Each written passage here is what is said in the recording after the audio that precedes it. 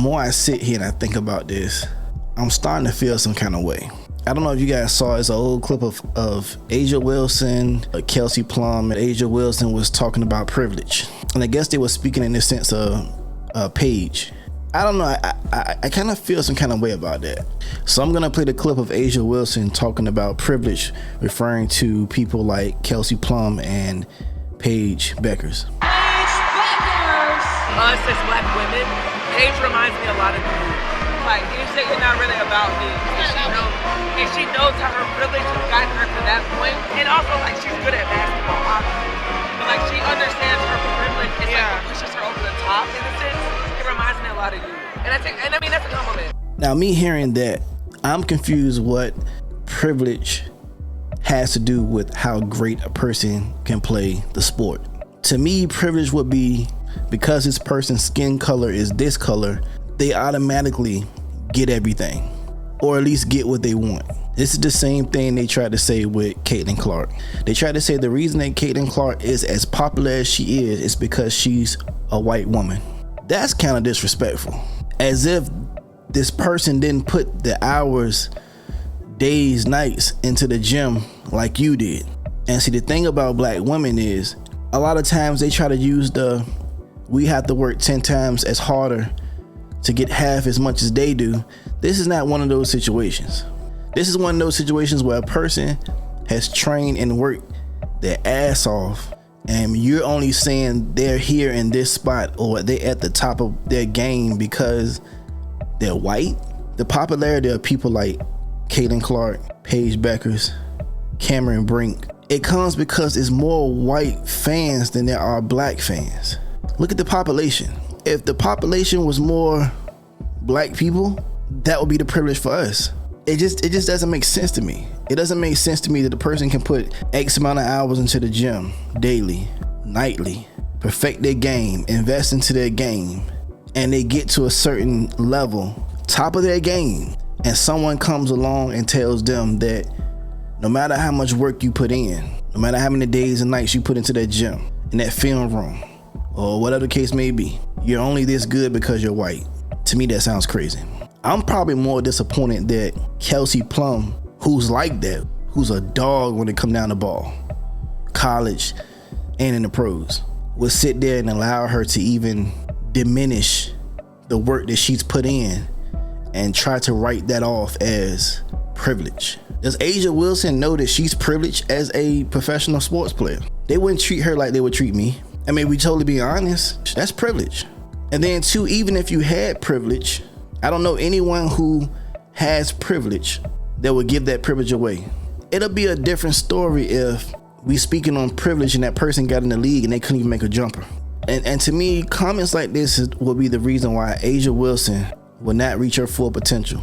As dominant as she is in the game, she's just not a likable person. There's a reason why she was with Nike and Nike gave her a shoe deal but never put a shoe out for her. She's not marketable. Then to speak privilege to the point where Nike's pretty much going stale on Caitlin Clark's deal because they got to put a shoe out for her first before they put a shoe out for Caitlin Clark. You're going to waste your time, money, and resources putting out a shoe for ajawilson that nobody's going to buy because she's not likable and on a marketable standpoint, instead of going with your golden goose, putting a shoe out for Caitlin Clark and the hype of everything that's going on and seeing your money quadruple. And everyone likes Paige right now because outside the fact that Paige can ball her ass off, and I like Paige, but to see Paige basically kiss the ring of the black athletes of the WNBA, it was disappointing to me. But I think because Caitlin Clark didn't kiss the ring of the black WNBA player like Paige did, that's the reason why Caitlin went through what she went through. Matter of fact, I'll play the speech for you. With the light that I have now, as a white woman who leads a black-led sport and celebrated here, I want to show a light on black women. They don't get the media coverage that they deserve. They've given so much to this sport and the community and society as a whole, and their value is undeniable. And in the WNBA last season, the postseason awards, 80% of the winners were black, but they got half the coverage as the white athletes. So I think it's time for change. Sports media holds the key to storylines. sports media and sponsors tell us who is valuable, and you have told the world that I matter today, and everyone who voted, thank you. But I think we should use this power together to also celebrate Black women. So to Maria Taylor, Robin Roberts, Maya Moore, Odyssey Alexander, to all the incredible Black women in my life, on my teams, to Breonna Taylor and all the lives lost, and to those names who have not yet learned, but I hope to share, I stand behind you, and I will continue to follow you and follow your lead and fight for you guys. So I just want to say thank you for everything. First of all, she looked like she didn't even want to say that speech. That's just my opinion. Someone wrote a speech and said, hey, I think this will work. This will get you crossed over with the black players. So when you get in the league, they ain't gonna beat your ass up when you get in the league. They're not gonna manhandle you. You're gonna come in the league and they're gonna be like, you're one of them. I personally, honestly believe that someone wrote that speech with the intentions of saying, hey, let's set you up good for when you come to the WNBA. Let's get you on that good side. Now, granted, in fact, Paige stepmom is black, but her father raised her for the most part, but stepmom is black. So she got some little flavor to her. And there's nothing wrong with showing love to the players of the WNBA. My only thing comes in, well, why we always got to speak about race? Just talk about the players that don't get recognized. Because just as much as there are black players that don't get recognized, there are white players that don't get recognized too. None of you guys are getting recognized because nobody's watching you. We in a climate where we gotta prop up the black woman. We gotta make them feel like they're top priority. It comes LGBTQ+, and it comes black women, and then everybody else. And of course, the black man is last. To me, this just seems like reverse racism. This just feels like black players making white people feel guilty for whatever. It just seems like reverse racism to me. Like, you can't sit here and say that every white player is privileged. You just can't say that, especially with no evidence of it. Like, tell me why you think they're privileged. Not just because they're white. White folks struggle just like black folks struggle. It's not the same struggle, but it's a struggle. So now we in a contest to see who struggles the most. That just doesn't make sense to me. Instead of being judged on your on-court game, we're judging people based off the color of their skin, which is nothing new. This country's been doing it forever. But because a white woman has more fans than your top athlete, which happens to be black at the time, Wilson, you can't get mad at Caitlin Clark or Paige Bueckers for having more fans than Wilson. You can't assume just because Wilson's black and she's the most dominant player in the WNBA that she's supposed to have all the fans. No. You can be dominant, you can be great at what you do, and no one likes you. You could just be a shitty person. Or you could just be a person that's not marketable to the mass of people. There are more white people still in the United States of America than there are black people. Although the numbers are declining, still there are more of them than it is of us. So if they finally get a player of their own that's highly marketable and that actually can back up what they do on the court, and they want to support that, why us as black people feel offended by that? You know how long we had Michael Jordan? You know how long we had Kobe Bryant? You know how long we had LeBron James? They had to deal with Steve Nash, Steve Kerr, Ricky Rubio. So when they finally get one, in whatever sport it may be, and they want to support their own, we can't just assume it's racist because white folks want to support white people. People should support the person they like.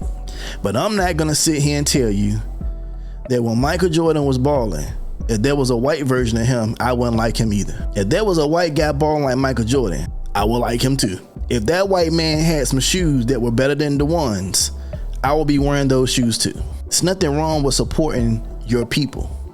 That's cool. You should be the first to support your people. So to me, that says something more about the black community, that we aren't behind our people like they are theirs. I don't put race into sports. I like the person who plays the best. I like the game. And if you are the best at what you're doing, I'm a fan. Sometimes you may not be number one, but if I like how you play, I'm a fan. There aren't too many women in the WNBA that's likable, that's marketable across all colors and races in America. Caitlin Clark crosses over to many different colors. The girl literally went and got beat up for this whole season and did not complain in any press conference. It's part of the game. Y'all may say she whined on the court. LeBron whines on the court. Jordan at one point in time whined on the court. Kobe did. Steph Curry whines on the court. But the sad reality is that black people don't even know when they're being racist themselves. And I know people are gonna say black people can't be racist. Yes, you can. No, you cannot oppress anyone, but you can say some ignorant, dumb shit, like what Wilson said, putting privilege on someone who may not have seen their life as privilege. And now y'all guilting a person into making a speech about their privilege, which, what was the privilege?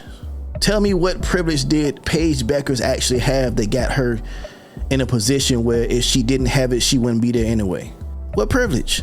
When you got Wilson, who went to a private school, who had her biological 2 parents in her household. She went to a private school her whole 12 years and then went to college. And that's not out like she went to no slum college. If anything, I would think I'm more relatable to Paige than I am Wilson. I'm just saying.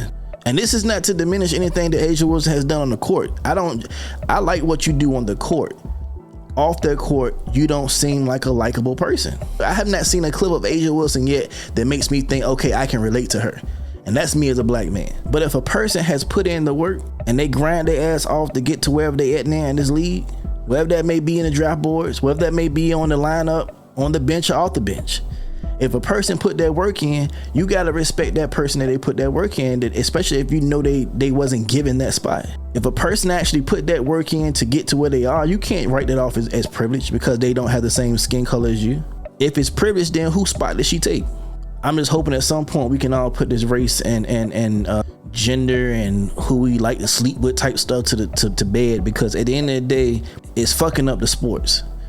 We're here to watch a game. And I know media likes to have these narratives and storylines, cool, whatever.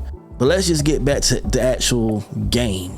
Who's nice and who's not?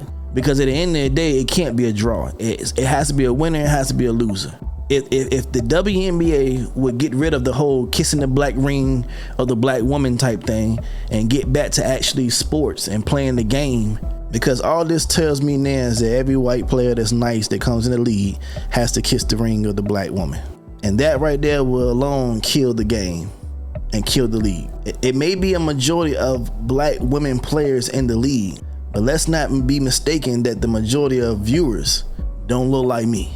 And at the end of the day, the viewers and the people who spend their money on merch and tickets and all that kind of stuff, they dictate how the league should go. Because if they stop buying tickets, they stop viewing it, they stop buying merch, you'll be back in the same position you was in a few years ago when nobody was watching and you're hemorrhaging money off the NBA. So that's all I got. You guys take from it what you will. And I stand on what I said. Black people can't be racist, and that was some racist shit that Wilson said. If that was a white player who made those comments or comments similar to that, by the end of that work day, they would have had a statement out apologizing. I've seen it happen a million times. But we talking about the WNBA, and right now you got to kiss the ring of the black woman. If you guys haven't already, make sure you subscribe to the channel. Make sure you hit the bell for notifications. If you like this video, make sure you give me a thumbs up. That helps me in the algorithm. Until next time, I guess you guys stay safe. You guys stay cool. Love yourself. Love each other. I'll see you in the next video. Peace.